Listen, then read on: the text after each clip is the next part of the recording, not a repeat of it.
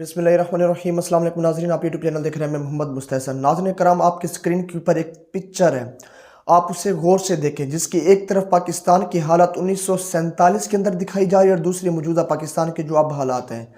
मुझे इन दोनों तस्वीरों के अंदर पाकिस्तान के हालात के अंदर कुछ भी डिफरेंस महसूस नहीं होता। आप ये देखिए कि 1947 के पाकिस्तान को देख लें और उन 2023 के अभी मौजूदा हालात के पाकिस्तान को देख लें। यहाँ पर वक्त तो बदला, यहाँ पर हुक्मरान तो बदले, यहाँ पर इंसान तो बदले, लेकिन पाकिस्तान की हालत वैसे की ही वैसे रह चुकी। यहाँ पर आप ये देख सकते हैं मौजूदा हालात के अंदर पाकिस्तान के अंदर क्या सिचुएशन है कि लोग आटे के लिए मर रहे हैं, लोग आटों के लिए लड़ रहे हैं, लोग आटे के लिए ट्रकों के पीछे पैसे लेकर भाग रहे हैं। लेकिन 2023 के अंदर पाकिस्तान के अंदर आटा दस्तयाब ही नहीं, और इतना कम ज़रफ़ी और बेअक्ली इस मौजूदा फेडरल गवर्नमेंट की कि आटा हमको इंपोर्ट करना पड़ गया रशिया से। तो यहाँ पर मैं इसलिए कहता हूँ हुक्मरान बदले, हर चीज़ बदली, लेकिन अवाम की सोच ना बदली। अवाम के जहन के अंदर बिल्कुल वही मामलात और जज्बात है जिस तरह 1947 और 1947 से पहले थी। जिस तरह गुलामी की ज़िंदगी पाकिस्तान की अवाम पहले से ही गुजार रही थी, अब भी बिल्कुल वैसे ही मामलात है कि पाकिस्तान की अवाम वैसे ही गुलामी की ज़िंदगी में रहना पसंद करती है, ना कि आज़ादी से रहना पसंद करती है। और इन्हीं कामों का नतीजा ये है कि 75 साल बाद, पाकिस्तान के आज़ाद होने के 75 साल बाद आज भी वही हालात है, बल्कि उससे बदतरीन हालात है। मेरी नज़र में आज से 75 साल पहले वही गुलामी ही ठीक थी इन अवाम की और इन लोगों के लिए, बजाय इसके कि आज हम आज़ाद होकर भी गुलाम है अपने मुल्क के अंदर। तो आप ये देखिए कि एक हालत ये हो चुकी यहाँ पर कि आटे के लिए यहाँ पर लड़ाई शुरू हो चुकी। लेकिन मेरे कहने से या किसी और के कहने से या पाकिस्तान की पूरी अगर एक इमेज ज़मीन बोस हो जाए, यहाँ पर पाकिस्तान की 22 करोड़, बल्कि अब तो ये आबादी तकरीबन 25 से 26 करोड़ हो चुकी। यहाँ पर तो बिल्कुल मर्द में शुमारी भी बिल्कुल लीगल तरीके से और एहतसाबी तरीके से नहीं की जाती। तो यहाँ पर 26 करोड़ आवाम होने के बावजूद अभी तक इनके जहनों के अंदर वही गुलामी पाई जाती है। ये तो बिल्कुल एक आम सी डिफरेंस थे जो मैंने आपको बताई और आपको दिखाई भी है कि पिक्चर के अंदर हालात देखे कि 75 साल के बाद भी आज भी पाकिस्तान के हालात नहीं बदल सके। इसके अलावा अभी जो मौजूदा हमारा रोज़ का एक खबरों का सिलसिला होता है तो उसकी तरफ आते हैं। और सबसे पहले ये खबर आपको देता चलूँ कि इमरान खान साहब की असम्बली के तहलील के हवाले से, जो असम्बली अभी तहलील होने वाली है, 24 से 48 घंटों का फ़र्क होगा। खैबर पख्तूनख्वा की भी असम्बली एक दिन के फ़र्क के ऊपर तहलील हो जाएगी। और ये डिफरेंस क्यों है इन दोनों असम्बलियों के बीच में? क्योंकि अभी भी मौजूदा जो सूबाई हुकूमत है, जिस तरह कहा जाए कि खान साहब को, तहरीक इंसाफ को ये डाउट है कि ये ना कि हमारी KPK की असम्बली तहलील हो जाए और यहाँ पर जो पंजाब की असम्बली है उसमें कोई ना कोई रुकावट पेश आ जाए गवर्नर की तरफ से, वली रहमान की तरफ से। लेकिन यहाँ पर ये रद्द-ए-अमल आया जी, सबसे पहले पंजाब असम्बली को जी तहलील किया जाएगा। अगर गवर्नर ने 48 घंटे के अंदर यानी 2 दिन के अंदर असम्बली की जो तहलील है उसकी समरी के ऊपर साइन ना किए तो यहाँ पर जो असम्बली होगी वो बिल्कुल ऑटोमेटिक ही यहाँ पर तहलील हो जाएगी। क्योंकि असम्बली की तहलीलियत जो है वो खुद मुख्तियारी के ऊपर काम करती, ना कि वो किसी गवर्नर के मुख्तार के ऊपर है। क्योंकि यहाँ पर मौजूदा गवर्नर जो होता है वो मौजूदा फेडरल गवर्नमेंट की तरफ से होता है और यहाँ पर जो वज़ीर आला पंजाब होता है वो सूबे की तरफ से होता है। तो यहाँ पर गवर्नर का इख्तियार इतना नहीं हो सकता कि वो पंजाब की असम्बली या किसी भी सूबे की असम्बली को तहलील होने से रोक सके। उसका काम यही है कि वो बस उस समरी के ऊपर साइन करे। अगर उसके साइन उस गवर्नर ने ना किए तो इस सूरत में 48 घंटे के अंदर, 2 दिन के अंदर वो असम्बली बिल्कुल खुद ब खुद ही डिज़ोल्व हो जाती है। ये मामलात हैं जी यहाँ पर। तो खान साहब की तरफ से एक मैं जो बयान आपको बता रहा हूँ कि जो 1-2 दिन पहले इंटरव्यू दिया था इमरान खान साहब ने, कि जो रेड लाइन की बातें चलती हैं हर तरफ से कि रेड लाइन ये हो जाएगी, रेड लाइन वो हो जाएगी, तो मैं आपको बताऊंगा कि रेड लाइन क्रॉस कैसे की जाती है और मौजूदा पाकिस्तान की आवाम ही ये रेड लाइन क्रॉस कर सकती है। तो यहाँ पर फवाद चौधरी साहब का भी एक रद्द-ए-अमल सामने आया कि हमें आवाम के ऊपर एतबार है, इसलिए हम इलेक्शन से नहीं डर रहे और हमने ये फैसला किया कि हम असम्बलियाँ डिज़ोल्व करके दोबारा आवाम के पास ही जाएंगे और आवाम ही फैसला करेगी कि किसको नाई हुकूमत मेजॉरिटी के साथ मिलनी चाहिए।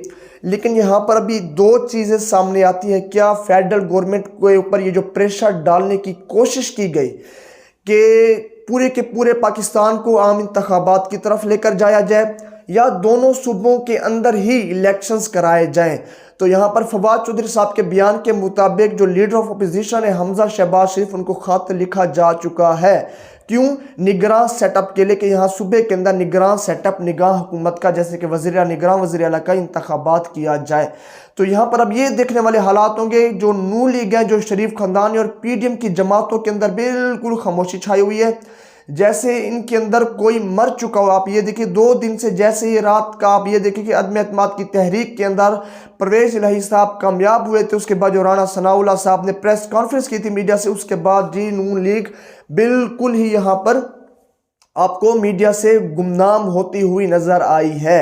और यहाँ पर ज़राए की तरफ से ये भी खबरें आ रही हैं जी, शहबाज शरीफ साहब को नून लीग की क़यादत की तरफ से ये कहा गया है कि जी नून लीग को चाहिए कि आप मौजूदा हालात के अंदर इलेक्शंस की तरफ चले जाएं, क्योंकि नून लीग का जो एक बयानिया था वो बिल्कुल पाकिस्तान के अंदर ठप हो चुका।